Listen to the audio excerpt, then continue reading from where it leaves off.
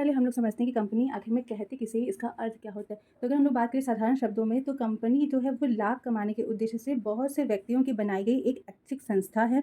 यानी कि सबसे पहला क्या कि इसका उद्देश्य क्या होता है, लाभ कमाना। दूसरा कि ये बहुत से व्यक्तियों के द्वारा मिलकर बनाई जाती है और ये एक ऐच्छिक संस्था होती है, यानी कि वो ये कंपनी जो है वो उनकी इच्छा अनुसार बनाई जाती है। इसकी पूंजी जो होती है वो हस्तांतरणीय अंशों में विभाजित होती है, ये चीज़ आपको आगे समझ में आएगा। तथा जिसका पंजीकरण एक कृत्रिम व्यक्ति के रूप में कंपनी अधिनियम के अधीन होता है। जैसे अभी तक हमने पार्टनरशिप में पढ़ा, तो उसमें जो भी कार्य होते हैं वो पार्टनरशिप एक्ट यानी कि साझेदारी अधिनियम के अंतर्गत होते हैं। वैसे ही कंपनी के जितने भी कार्य होते हैं वो कंपनी अधिनियम के अंतर्गत होते हैं। कंपनी का जो जन्म है वो विधान द्वारा यानी कि कानून द्वारा एक अदृश्य, अमूर्त तथा कृत्रिम व्यक्ति के रूप में होता है। यानी कि इसको एक आर्टिफिशियल पर्सन की तरह माना जाता है। इसका पृथक एवं स्थायी अस्तित्व होता है। यानी कंपनी जो होती है वो उसके जो अंशधारी होते हैं उनसे अलग होती है। यानी कंपनी को अलग माना जाता है और अंशधारी को अलग माना जाता है। जबकि पार्टनरशिप में आपने क्या पढ़ा था कि जो फर्म है और फर्म का जो साझेदार है वो एक ही माने जाते थे, बट कंपनी में ऐसा नहीं है। फिर क्या है, इसकी सार्वमुद्रा भी होती है। सार्वमुद्रा मतलब मोहर, यानी कि जो कॉमन सील होता है उसे सार्वमुद्रा कहते हैं। और ये कंपनी के आधिकारिक हस्ताक्षर की भांति कार्य करती है। मोहर का मतलब ही होता है कि एक तरीके से कंपनी का हस्ताक्षर, क्योंकि कंपनी तो साइन कर नहीं सकती, तो उसके लिए क्या होता है कि वहाँ पर मोहर रहता है, तो उसका यूज़ होता है। तो ये सिंपल सा कंपनी कहते किसे हैं ये हमने यहाँ पे समझा। अब देखते हैं कि कंपनी की विशेषताएं क्या क्या होती है, यानी कि एक कंपनी के अंतर्गत कौन कौन सी चीज़ें हम लोग देख सकते हैं। तो सबसे पहली विशेषता है कि ये विधान द्वारा निर्मित कृत्रिम व्यक्ति होती है। ठीक है, कंपनी को क्या कहा जाता है, विधान द्वारा यानी कि कानून द्वारा बनाया जाता है। ये एक आर्टिफिशियल पर्सन के रूप में कार्य करती है।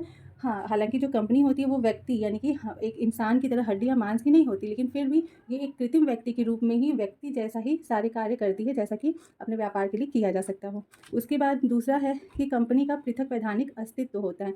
यानी कि इसका जो अस्तित्व होता है, जो एक कंपनी होती है वो अपने अंशधारियों से, अपने संचालकों से अलग मानी जाती है। यानी कि अंशधारी संचालक अलग हैं, कंपनी जो है वो एक अलग है। और यही कारण है कि कंपनी जो है वो अपने नाम से, जब भी हम लोग अगर कोई बात करते हैं तो हम लोग बोलते हैं कि ABC कंपनी ने इतना माल खरीदा, यानी कंपनी क्या करी, अपने नाम से संपत्ति यानी कि कोई भी सामान खरीद रही है या फिर वो कोई भी सामान अपने नाम से क्या कर सकती है, बेच भी सकती है। व्यापार का संचालन भी कंपनी अपने नाम से करती है और सामान्य रूप से वो ऐसे सभी कार्य कर सकती है जो एक व्यक्ति अपने निजी व्यापार के लिए करेगा। फिर है अविच्छिन्न उत्तराधिकार, यानी कि कंपनी का जो अस्तित्व होता है वो स्थायी होता है। यानी कि इसका जो जीवन है वो इसके सदस्य यानी कि जो अभी इसके अंशधारी होते हैं उन पर निर्भर नहीं करता, उनके जीवन पर निर्भर नहीं करता। क्यों नहीं करता, क्योंकि कंपनी में इतने सारे अंशधारी होते हैं कि एक दो अंशधारी के हटने से कंपनी के अस्तित्व पर कोई खास प्रभाव नहीं पड़ता है, जब तक कि बहुत ज़्यादा मात्रा में अंशधारी अलग ना हो। या फिर कंपनी का कोई भी अंशधारी अगर दिवालिया हो गया या फिर उसकी मृत्यु हो गई है या फिर वो कंपनी से अलग हो रहा है, फिर भी इन सभी चीज़ों का कंपनी पर कोई असर नहीं पड़ता। इसीलिए कहा जाता है कंपनी के पास अविच्छिन्न उत्तराधिकार होता है। फिर उसके बाद है सीमित दायित्व, यानी कि जो कंपनी, अभी तक हमने साझेदारी में क्या पढ़ा है कि साझेदारी में जो होता है वो साझेदारों के जो दायित्व होते हैं वो असीमित होते हैं, यानी कि अगर उन्हें दायित्व को पूरा करने के लिए व्यक्तिगत रूप से भी कहा जा सकता है। लेकिन कंपनी में ऐसा नहीं होता। कंपनी में क्या होता है कि जो अंशधारी हैं उन्होंने जितने रुपए का अंश लिया है उनका दायित्व सिर्फ और सिर्फ उन्हीं अंशों के मूल्य तक ही सीमित रहता है। उससे ज़्यादा हम उनसे व्यक्तिगत रूप से नहीं मांग सकते हैं।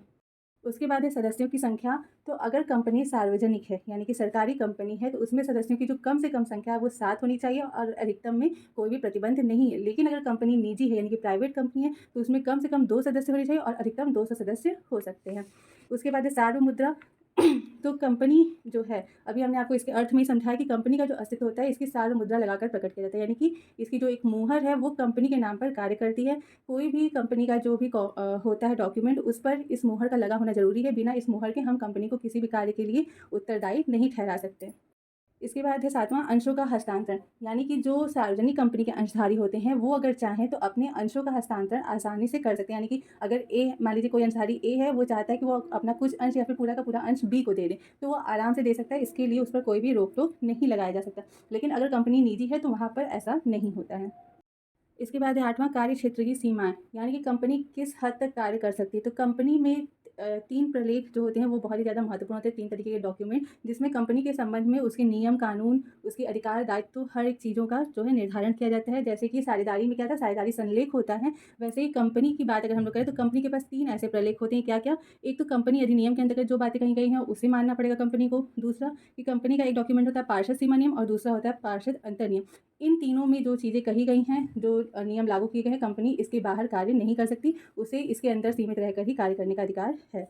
फिर 9वां है कि विधान द्वारा समाप्ति एवं स्थापना, क्योंकि आप अभी समझ ही चुके कि कंपनी जो है वो कानून द्वारा बनाई जाती है, तो अगर इसे समाप्त भी करना है तो कानून ही इसे समाप्त कर सकता है और किसी वजह से ये समाप्त नहीं हो सकती है। उसके बाद है लाभ के लिए ऐच्छिक संघ। तो कंपनी जो होती है उसे जितने भी व्यक्ति होते हैं वो मिलकर क्यों बनाते हैं, ताकि वो लाभ कमा सके। तो किसी भी व्यक्ति को या फिर अंशधारी, किसी को भी ज़बरदस्ती क्या है, अंशधारी नहीं बनाया जा सकता। फिर है 11वां अभियोग चलाने का अधिकार। तो एक कंपनी जो होती है वो अपने नाम से ही सारा काम करती है, ठीक है। तो वो अपने नाम से क्या कर सकती है, किसी अन्य कंपनी पर या फिर किसी अन्य व्यक्ति पर वाद यानी कि एक तरीके से केस कर सकती है। और इसी प्रकार कोई अन्य व्यक्ति भी चाहे तो वो कंपनी पर क्या कर सकता है, केस कर सकता है। तो ये कुछ 11 विशेषताएं थी हमारी कंपनी से संबंधित। आई होप कि आपको काफ़ी अच्छे से समझ में आई होंगी। तो अगर वीडियो पसंद आया हो तो प्लीज़ लाइक शेयर सब्सक्राइब करना बिल्कुल मत भूलिएगा और बने रहिए हमारे यूट्यूब चैनल ओम लर्निंग क्लास पे। Thank you.